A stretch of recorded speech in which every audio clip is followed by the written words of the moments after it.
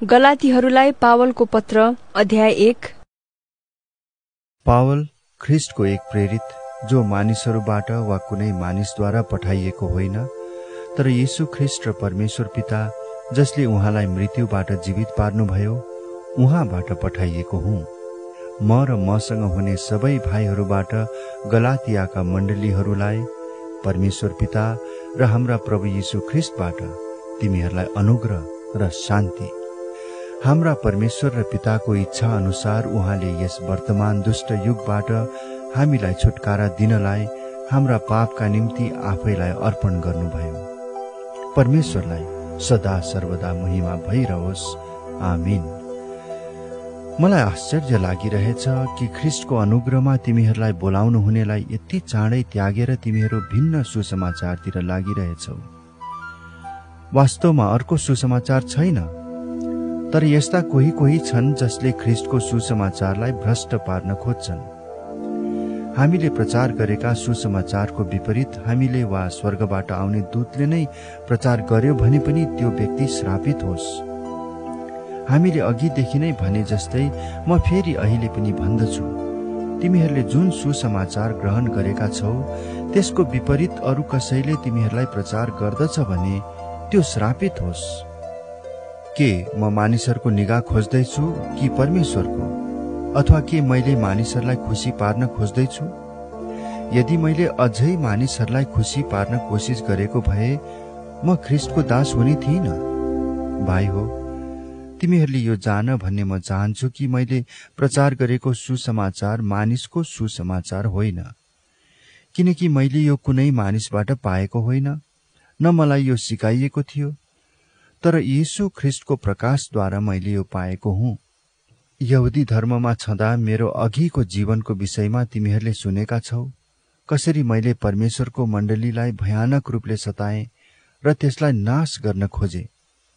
हाम्रा जातिमा मेरा दौतर्काहरू धेरैलाई उछिनेर म यहुदी धर्ममा अघि बढेको थिएँ र मेरा पिता पुर्खाको परम्परामा म ज्यादै जोसिलो थिएँ। तर मेरो जन्म हुन अघि नै मलाई अलग गर्नुहुने र आफ्नो अनुग्रहद्वारा मलाई बोलाउनु हुने परमेश्वरलाई जब अन्य जातिहरूका बीचमा उहाँको प्रचार गर्नलाई आफ्ना पुत्र ममा प्रकट गराउन उहाँलाई खुसी लाग्यो, तब मैले कुनै मानिससँग केही सल्लाह लिइनँ। न त म भन्दा अघि प्रेरित हुनेहरू कहाँ म यरुसलेममा गएँ, तर तुरुन्तै अरब देशमा गएँ र पछि दमस्कसमा फर्केर आएँ। तब 3 वर्षपछि केफाससँग भेट गर्न म यरुसलेम गएँ र उनीसँग 15 दिनसम्म बसेँ। तर प्रभुका भाइ याकुबलाई बाहेक अरू कुनै प्रेरितलाई मैले भेटिनँ। परमेश्वरको सामु म तिमीहरूलाई विश्वास दिलाउन चाहन्छु कि म जे लेख्दछु त्यो झुटो होइन। त्यसपछि म सिरिया र किलिकियाका इलाकातिर गएँ। त्यतिन्जेल यहुदियाका ख्रिस्टका मण्डलीहरूले मेरो मुख देखेका थिएनन्। तिनीहरूले यतिसम्म मात्र सुनेका थिए, अघि हामीहरूलाई सताउने मानिसले जुन विश्वास नाश गर्न खोजेको थियो, अहिले त्यसले त्यही विश्वास प्रचार गरिरहेछ। तिनीहरूले मेरो कारण परमेश्वरलाई महिमा दिए। गलाती अध्याय 2। 14 वर्षपछि बारनबाससँग तीतसलाई साथमा लिई म फेरि यरुसलेम गएँ। ईश्वरीय प्रकाश पाए अनुसार म गएँ र तिनीहरूका सामुन्ने त्यही सुसमाचार राखेँ जो म अन्य जातिहरूलाई प्रचार गर्दछु। तर अगुवा झैं देखा पर्नेहरूका सामुन्ने मैले यो एकान्तमा प्रस्तुत गरेँ, ताकि मैले जो दौड दौडे वा दौडिरहेको छु त्यो व्यर्थ नहोस्। तर मेरो साथमा हुने तीतसलाई ग्रीक भए तापनि खतना हुनुपर्छ भनेर कसैले कर लाएन। खतनाको यो कुरा उठ्यो किनकि कति झुटा भाइहरू हाम्रो दलभित्र गुप्त रूपले पसिकन ख्रिस्टमा भएको हाम्रो स्वतन्त्रताको चेवा गरी हामीलाई बन्धनमा ल्याउन चाहन्थे। सुसमाचारको सत्यता तिमीहरूका लागि सुरक्षित रहोस् भनेर तिनीहरूका सामुन्ने हामी एकै पलका निम्ति पनि झुकेनौं। प्रतिष्ठित देखा पर्ने व्यक्तिहरू जो थिए र तिनीहरू जस्ता भए तापनि मलाई त केही फरक पर्दैन। परमेश्वरले मानिसको पनपक्ष गर्नुहुन्न। यिनीहरूले मेरो सन्देशमा केही थपिदिएनन्, तर झन उल्टो तिनीहरूले देखे कि बेखतनाकाहरूलाई सुसमाचार प्रचार गर्ने अभिभारा मलाई दिइएको थियो, जसरी खतनाकाहरूलाई सुसमाचार प्रचार गर्ने अभिभारा पत्रुसलाई दिइएको थियो। परमेश्वर जसले पत्रुसको प्रेरितपनद्वारा खतनाकाहरूका बीचमा काम गर्नुभयो, मद्वारा पनि अन्य जातिहरूका बीचमा काम गर्नुभयो। याकुब, केफास र यूहन्ना जो मण्डलीका खम्बाहरू थिए, तिनीहरूले ममाथि भएको अनुग्रह थाहा पाएपछि मलाई र बारनाबासलाई संगतिको दाहिने हात दिए। हामी अन्य जातिहरू कहाँ जाने र उनीहरू चाहिँ खतनाकाहरू कहाँ जाने भन्ने निश्चय गरे। केवल उनीहरूको यही इच्छा थियो कि गरीबमाथि हाम्रो सम्झना रहोस्। त्यसो गर्न म पनि उत्सुक थिएँ। तर जब केफास एन्टिओखियामा आए तब मैले उनलाई खुल्लम खुल्ला विरोध गरेँ, किनकि उनी दोषी थिए। याकुबले पठाएका मानिसहरू आउनभन्दा अघि उनले अन्य जातिहरूका साथमा खाने गर्दथे। तर जब तिनीहरू आइपुगे तब उनी अन्य जातिहरूबाट पछि हटेर अलग भए, किनकि उनी खतनाका दलदेखि डराएका थिए। अरू बाँकी यहुदीहरूले पनि त्यस्तै कपटपूर्ण काम गरे, यहाँसम्म कि तिनीहरूको कपटपूर्ण व्यवहारले गर्दा बारनबास पनि भड्केर गए।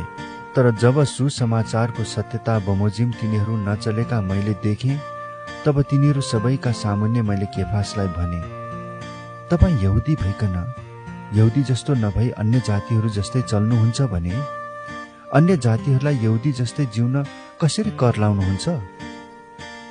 हामी जन्मैका यहुदी हौं र अन्य जाति जस्तै पापी होइनौं, र पनि हामी जान्दछौं व्यवस्थाका कामद्वारा मानिस धर्मी ठहरिँदैन, तर येशू ख्रीष्टमाथिको विश्वासद्वारा धर्मी ठहरिन्छ। यसकारण हामीले पनि हाम्रो विश्वास ख्रीष्ट येशूमा राख्यौं, ताकि हामी व्यवस्थाका कामद्वारा होइन तर ख्रीष्टमा राखिएको विश्वासद्वारा धर्मी ठहरिन सकौं। किनकि व्यवस्थाका कामद्वारा कोही पनि धर्मी ठहरिँदैन। तर यदि ख्रीष्टमा धर्मी ठहरिने प्रयत्न गर्दा हामी पापी भेटाइन्छौं भने ख्रीष्टले पापलाई प्रोत्साहन दिनुहुन्छ त? कदापि होइन।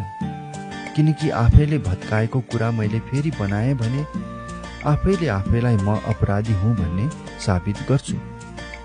किनकि परमेश्वरको निम्ति म जिउन सकूं भनेर व्यवस्थाद्वारा व्यवस्थाको लेखी म मरेको छु।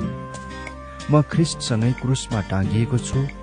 अब उपरान्त जिउने म होइन, तर ख्रीष्ट ममा जिउनुहुन्छ। जुन जीवन शरीरमा म अहिले जिउँछु त्यो परमेश्वरका पुत्रमा विश्वास गरेर जिउँछु, जसले मलाई प्रेम गर्नुभयो र मेरो निम्ति आफूलाई अर्पण गर्नुभयो। परमेश्वरको अनुग्रह म पन्साउँदिन, किनकि व्यवस्थाद्वारा धर्मी ठहरिने हो भने त ख्रीष्ट व्यर्थैमा मर्नुभयो। गलाती अध्याय 3। हे मूर्ख गलाती हो, कसले तिमीहरूलाई मोहनी लाएर बसमा पार्यो? तिमीहरूका आँखाकै सामुन्ने यीशु ख्रीष्ट क्रुसमा टाँगिनु भएको कुरा स्पष्ट रूपले वर्णन गरिएको थियो। यति मात्र म तिमीहरूलाई सोध्न चाहन्छु, तिमीहरूले पवित्र आत्मालाई व्यवस्थाका कामहरूद्वारा पायो कि सुनेका वचनमा विश्वास गरेर? के तिमीहरू यति मूर्ख छौ कि आत्मामा सुरु गरेर शरीरमा शेष गर्दैछौ? के यतिका दुःख तिमीहरूले व्यर्थमा भोग्यौ त? यदि यो साँच्चै व्यर्थमा भयो भने त जसले तिमीहरूलाई पवित्र आत्मा दिनुहुन्छ र तिमीहरूका माझ आश्चर्य कर्महरू गर्नुहुन्छ, के यो सबै उहाँले व्यवस्थाका तिमीहरूका कामको कारणले गर्नुभएको हो कि सुनेका वचनमा तिमीहरूले विश्वास गरेको कारणले हो? अब्राहमलाई नै हेर, उनले परमेश्वरमा विश्वास गरेथे र यो उनको निम्ति धार्मिकता गनिएको थियो। यसकारण तिमीहरूले यो जान कि जसले विश्वास गर्छन् तिनीहरू नै अब्राहमका सन्तान हुन्। परमेश्वरले अन्य जातिहरूलाई विश्वासद्वारा धर्मी ठहराउनुहुन्छ भन्ने धर्मशास्त्रले पहिलेदेखि नै देखेर अब्राहमलाई तँमा नै सबै जातिले आशिष पाउनेछन् भन्ने सुसमाचार अघिबाटै सुनायो। यसकारण विश्वास गर्ने मानिसहरूले विश्वासी अब्राहमसँगै आशिष पाएका छन्। व्यवस्थाका कामहरूमाथि भर पर्ने सबै श्रापित छन्, किनकि धर्मशास्त्रमा यसो लेखिएको छ, व्यवस्थाको पुस्तकमा लेखिएका सबै कुरामा नरहने र ती पालन नगर्ने हरेक श्रापित हुन्छ। परमेश्वरको दृष्टिमा व्यवस्थाबाट कोही मानिस धर्मी ठहरिँदैन भन्ने कुरा प्रत्यक्ष छ, किनभने धर्मी चाहिँ विश्वासद्वारा नै जिउने छ। व्यवस्था चाहिँ विश्वासमाथि आधारित छैन, बरु जुन मानिसले यी काम गर्छ त्यो तिनैद्वारा जिउने छ।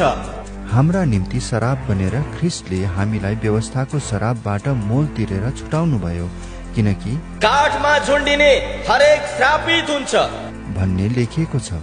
उहाँले हामीलाई मोल तिरेर छुटाउनु भयो ताकि अब्राहमलाई दिइएको आशिष ख्रिस्ट येशूद्वारा अन्य जातिहरूमा आओस् र हामी विश्वासद्वारा प्रतिज्ञाका पवित्र आत्मा प्राप्त गर्न सकौं। भाइ हो, प्रतिदिनको जीवनबाट एउटा उदाहरण लियौं। एकचोटि पक्का भइसकेपछि मानिसले बनाएको इच्छा पत्र कसैले रद्द गर्न सक्दैन, न त त्यसमा केही थप्न सक्छ। प्रतिज्ञाहरू अब्राहम र उनको सन्तानलाई दिइएका थिए। धर्मशास्त्रले सन्तानहरूलाई भन्दैन, यसले त धेरै मानिसहरूको संकेत दिन्छ, तर धर्मशास्त्रले तिम्रो सन्तानलाई भन्छ, यसले एउटा मानिसको मात्र संकेत दिन्छ जो ख्रिस्ट हुनुहुन्छ। मेरो भनाइको अर्थ यो हो कि 430 वर्षपछि आएको व्यवस्थाले त्यसभन्दा अघि परमेश्वरले पक्का गर्नुभएको करारलाई काट्दैन, नत्र त प्रतिज्ञा रद्द भई जाने थियो। किनकि उत्तराधिकार व्यवस्थाद्वारा पाइने हो भने प्रतिज्ञाद्वारा पाइने कुरै आउँदैन। तर परमेश्वरले प्रतिज्ञाद्वारा नै अब्राहमलाई यो दिनुभयो। तब व्यवस्थाको आवश्यकता किन पर्यो त? जुन सन्तानलाई प्रतिज्ञा भएको थियो ऊ नआउन्जेल अपराधको कारणले व्यवस्था थपियो, अनि एकजना मध्यस्थले स्वर्गदूतहरूद्वारा व्यवस्थाको स्थापना गर्यो। एउटैको मात्र मध्यस्थ हुँदैन, तर परमेश्वर एउटै हुनुहुन्छ। तब के व्यवस्था परमेश्वरका प्रतिज्ञाहरूका विरुद्ध छ र? कदापि छैन। यदि जीवित पार्न सक्ने व्यवस्था दिइएको भए धार्मिकता साँच्चै व्यवस्थाबाट हुने थियो। तर धर्मशास्त्रले बताउँछ कि सबै कुरा पापको कैदमा छ, ताकि जुन प्रतिज्ञा यीशु ख्रिस्टमाथि विश्वासद्वारा दिइएको थियो त्यो विश्वास गर्नेहरूलाई दिइयोस्। तर विश्वास आउन अघि हामी व्यवस्थाको बसमा थियौं र विश्वास प्रकट नभएसम्म हामी थुनिएका थियौं। विश्वासद्वारा हामी धर्मी ठहरिन सकौं भनेर व्यवस्थालाई हाम्रो संरक्षक भई हामीलाई ख्रिस्टसम्म डोर्याउने जिम्मा दिइयो। तर अब विश्वास आएको हुनाले अब उपरान्त हामी संरक्षकको अधीनमा छैनौं, किनकि विश्वासद्वारा तिमीहरू सबै ख्रिस्ट येशूमा परमेश्वरका सन्तान हौ। किनकि तिमीहरू मध्ये जतिको ख्रिस्टमा बप्तिस्मा भयो तिमीहरू सबैले ख्रिस्टलाई धारण गरेका छौ। अब न त यहुदी छ, न ग्रीक, न कमारा छ, न फुक्का, न त पुरुष न स्त्री छ, किनभने ख्रिस्ट येशूमा तिमीहरू सबै एउटै हौ। यदि तिमीहरू ख्रिस्टका हौ भने त तिमीहरू अब्राहमका सन्तान हौ र प्रतिज्ञा बमोजिम उत्तराधिकारीहरू हौ। गलाती अध्याय 4। मेरो भनाइको अर्थ यो हो, उत्तराधिकारी जबसम्म बालकै छ ऊ सबै थोकको मालिक भए तापनि कमारा भन्दा फरक हुँदैन। तर बाबुले ठहराएको समयसम्म ऊ अभिभावक र संरक्षकको अधीनमा हुन्छ। हामी पनि यसरी नै बालक छौन्जेल संसारका दैवी शक्तिहरूको दासत्व मुनि थियौं। तर समयको पूर्णतामा परमेश्वरले आफ्ना पुत्रलाई पठाउनुभयो। उहाँ एउटी स्त्रीबाट जन्मनुभयो तथा व्यवस्थाको अधीनमा जन्मनुभयो। व्यवस्थाको अधीनमा रहनेहरूलाई मोल तिरेर छुटाउनलाई उहाँ पठाइनुभयो ताकि हामी पुत्रको पूरा हक प्राप्त गर्न सकौं।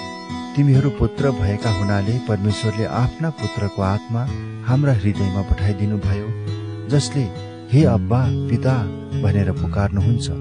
यसै कारण परमेश्वरद्वारा तिमी अब उपरान्त दास होइनौ तर पुत्र हौ, र पुत्र हौ भने त उत्तराधिकारी पनि हौ। अघि अघि जब तिमीहरूले परमेश्वरलाई चिनेका थिएनौ तिमीहरू तिनका दास थियौ जो स्वभावले नै देवहरू होइनन्।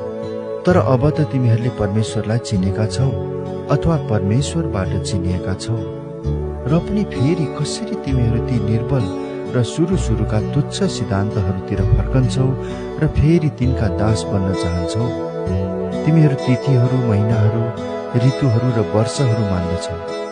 मलाई त यस्तो लाग्छ कि तिमीहरूका निम्ति गरिरहेको मेरो परिश्रम व्यर्थ भयो। भाइ हो, तिमीहरू म जस्तै हो भन्ने म बिन्ती गर्दछु, किनकि म पनि तिमीहरू जस्तै भएको छु। तिमीहरूले मेरो केही खराबी गरेका छैनौ। तिमीहरूलाई थाहा छ कि शरीरको अस्वस्थताले गर्दा नै मैले पहिले तिमीहरूलाई सुसमाचार सुनाएथे। यद्यपि मेरो बिरामी अवस्था तिमीहरूका लागि एउटा परीक्षा थियो, तथापि तिमीहरूले मलाई तिरस्कार गरेनौ, न घृणा नै गरे। तर परमेश्वरको एउटा दूतलाई ख्रिस्ट येशूलाई झैं मलाई ग्रहण गर्यौ। तिमीहरूले अनुभव गरेको सन्तोष कता गयो? किनभने म गवाही दिन सक्छु कि यदि सम्भव भए तिमीहरूले आफ्ना आँखासम्म पनि निकालेर मलाई दिने थियो। तब तिमीहरूलाई साँचो भनेको कारणले के म तिमीहरूको शत्रु भएको छु र? तिमीहरूलाई आफूपट्टि तान्न तिनीहरू खुबै जोश देखाउँछन्, तर असल अभिप्रायले होइन। तिमीहरूले बढी उत्साह साथ तिनीहरूलाई स्वीकार गर भनेर तिनीहरूले हामीबाट तिमीहरूलाई अलग पार्न खोज्छन्।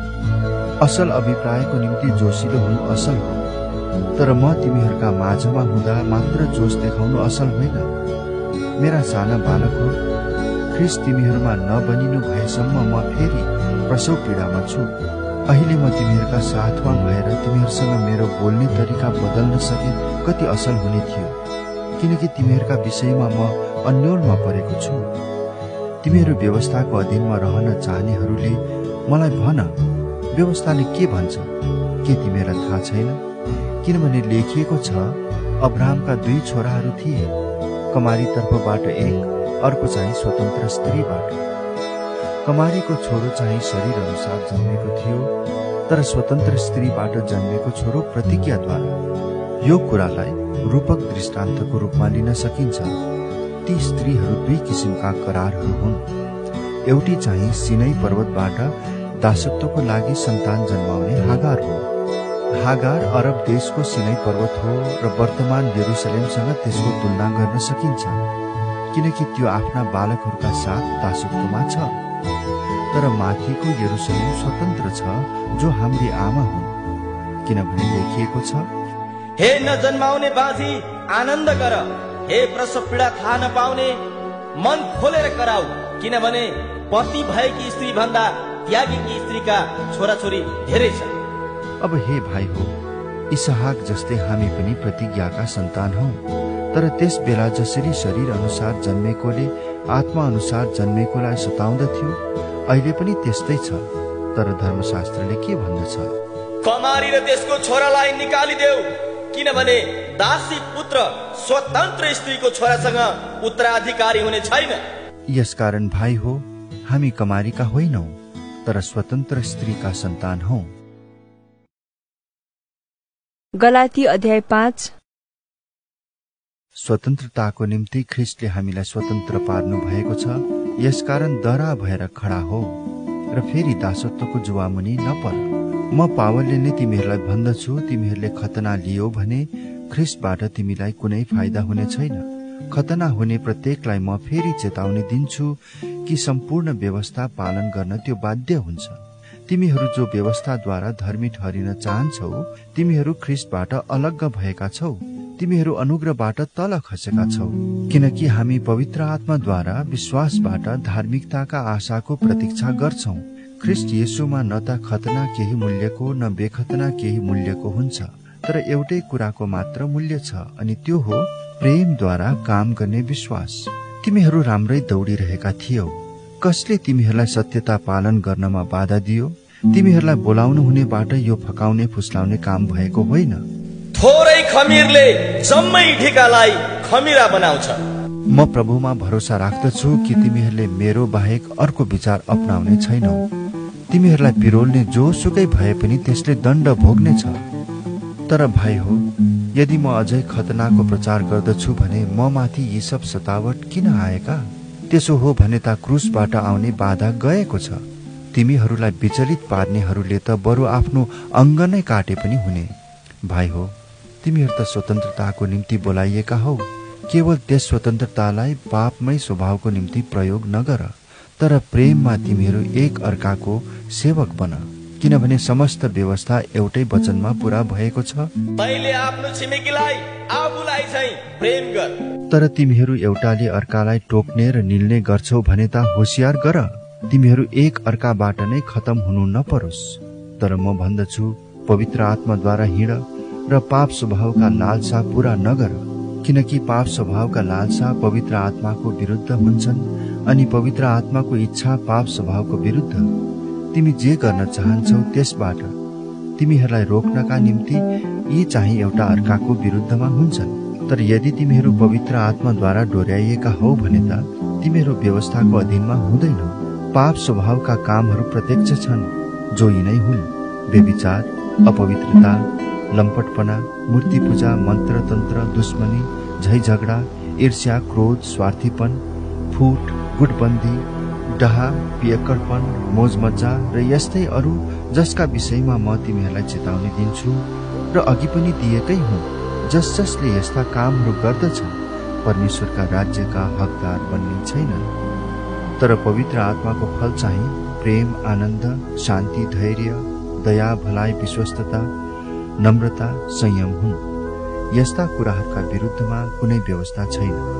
तर तिनीहरू जो ख्रीष्ट येशूका हुन्, तिनीहरूले पाप स्वभावलाई त्यसको वासना र लालसा सहित क्रुसमा टाँगिदिएका छन्।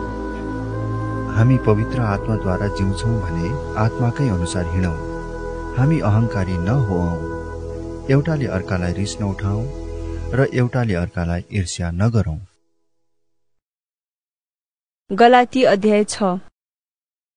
भाइ हो, यदि कुनै मानिस अपराधमा पक्राउ पर्यो भने तिमीहरू जो आत्मिक छौ, तिमीहरूले नै नम्रतापूर्वक तिनको सुधार गर। आफ्नै पनि विचार राख, नत्रता तिमीहरू पनि परीक्षामा पर्नेछौ।